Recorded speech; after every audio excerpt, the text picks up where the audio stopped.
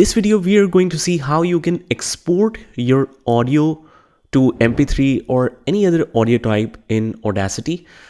So I have this one clip mute right here and the other part is on unmute. So let's actually export this project and see what it shows in the exported file.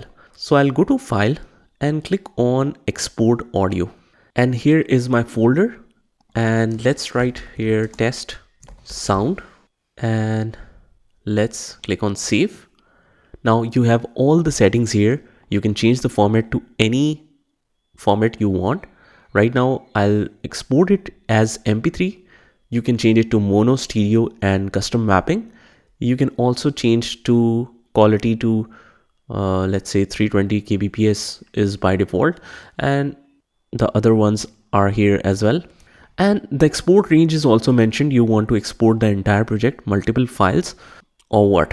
So let's select the default one and click on export and let's see what it exported. 1, 2, and 3. So as we can see here that it exported only this part. Now let's unmute this and you can export the other part. So now we know that whatever you mute in your project will not be exported. So let's close this one.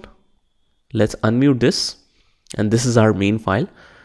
And let's click on export audio. Let's write final audio here.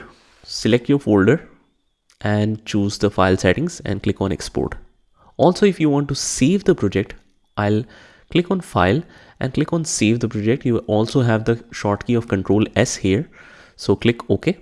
And here is my, let's say, audio project. I'll write here name and click on save. So whenever you want to escape from this software without exporting it as a final MP3, you can always save your project and it will show up like this. So that's it. This is how you export the audio in Audacity. If you have any questions until so far, feel free to ask and I'll see you next time.